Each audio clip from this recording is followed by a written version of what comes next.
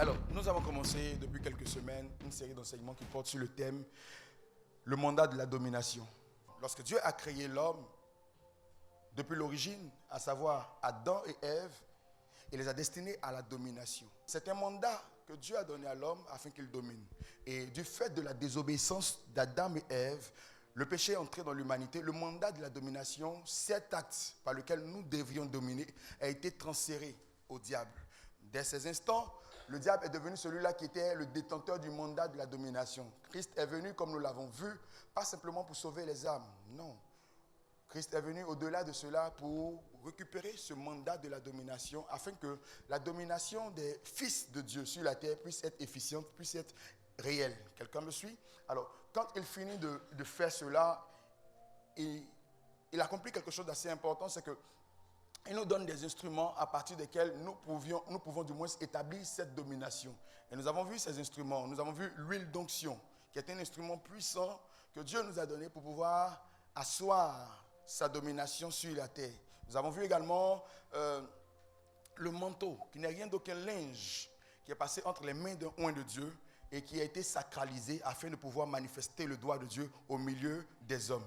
Et au-delà du manteau, nous avons vu également le nom de Jésus, qui est un instrument puissant par lequel des miracles, des prouesses, des prodiges, des choses excellentes, des choses extraordinaires, des choses inédites sont vues, manifestées, rendues tangibles dans la vie des hommes.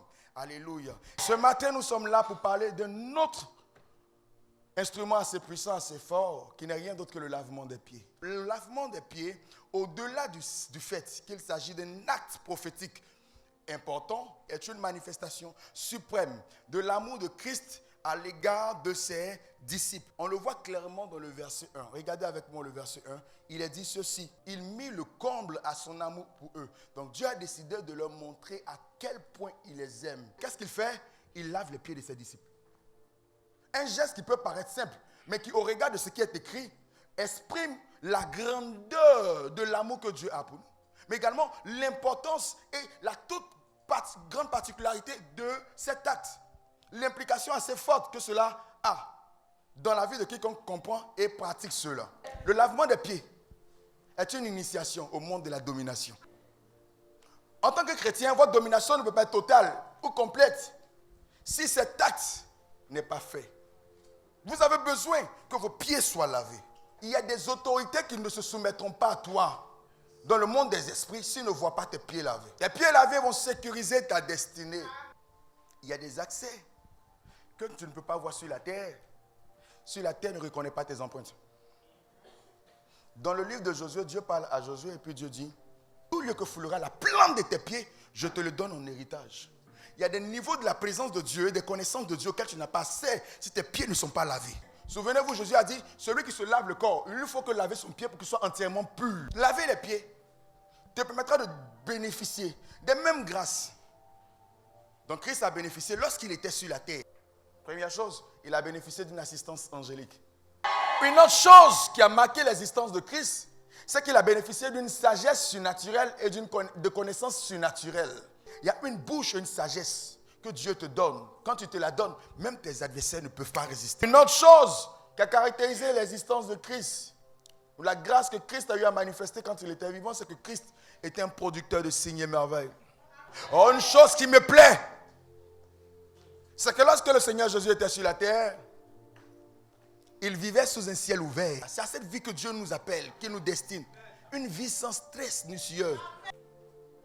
Une autre chose que le lavement des pieds te permettra de vivre, parce que Christ ayant vécu cela, c'est que Dieu va te donner un nom. Le nom que Dieu va te donner sera un nom non seulement national, international. Je vais aggraver cela, ça sera universel. Paul, de son vivant, à travers l'évangile qu'il prêchait, a vu son nom être répandu partout, au-delà des frontières de Jérusalem. Un jour, à travers une situation, on s'est rendu compte que même le monde des esprits au ciel, les gens connaissaient Pierre. Les gens connaissaient Paul du moins. Un jour, un esprit s'est levé, il a regardé 7 personnes. Il dit: je connais Jésus. Mais il ne s'est pas arrêté là.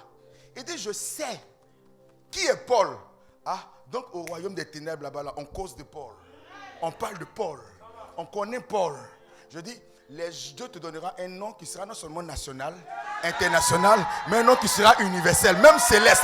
Et c'est ce genre de choses, ce genre de pouvoir, ce genre de puissance que Dieu veut relâcher en ces temps de la fin dans la vie de ses enfants à travers le mandat de la domination et plus particulièrement le lavement des pieds.